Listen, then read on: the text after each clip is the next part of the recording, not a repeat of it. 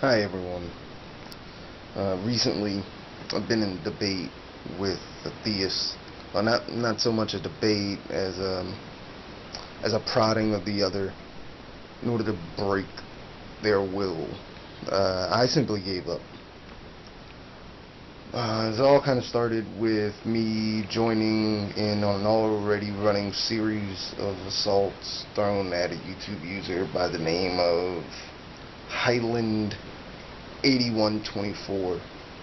Um, I wouldn't learn it until later in my exchanges with him, but he's basically quoting the Bible as a means to rile people up.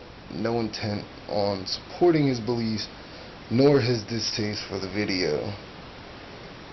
I came in on a comment speaking of just nature of God's will. This comment, along with tons of others made by High Wind, was removed. But I think that my response could be seen as relevant regardless of his comment being available or not. My response was that a God that both gives free will but damns those who go against it is truly the most sadistic creature in all of existence. And went on to point out that the video highlighted this very well, and I wasn't certain how it slipped his grasp. And I ended it with, in all sincerity, I hope you find a tumor and get it. And, well, I meant that, but let's go on. He responded kind of with a phrase that summed up his reasoning to be that the will of God was beyond my comprehension, yet it somehow wasn't beyond his. And this is really what riled me, I guess. Really, I kind of avoid debates with theists.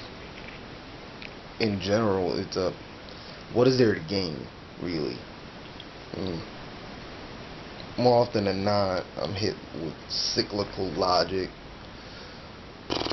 in which no matter what evidence is presented to support their notions that God is real, further evidence only brings us back to the initial point of inquiry, which is, what is your proof? When your proof requires belief in something that's yet to be proven as a reality, it requires the acceptance of an assertion of truth as the truth. And completely void of logic, really. A conclusion that is reached void of logic, or the basic use of the scientific method, is a faith. That's it. Base belief. And in that, I'd like to think it's safe to conclude that an argument made from faith not only need not require logic to reach its ends, but in fact its ends are reached by complete suspension of logic. An argument that cannot be refuted logically cannot be supported by logic either. So why profess it as a truth? Better yet, why profess it as the truth? That's really the problem here, is the truth.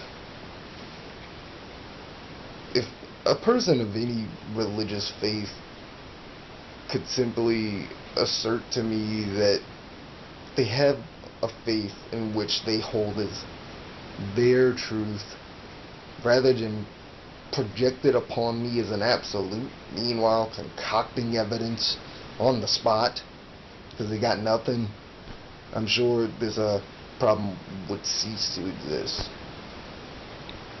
I try to never really state things as being more truthful than I can substantiate with other verifiable claims. Otherwise, it's simply my best guess based on the evidence I see. I essentially know everything I need to know to have my beliefs, and know almost nothing as to what truth really is. Guess the only difference between me and the average theist is I'm able to admit when I know nothing. This has been some black guy helping tear down dreams, one poorly edited video at a time. Below us some links. Enjoyed them in this video. Like, subscribe, favorite. Fuck off.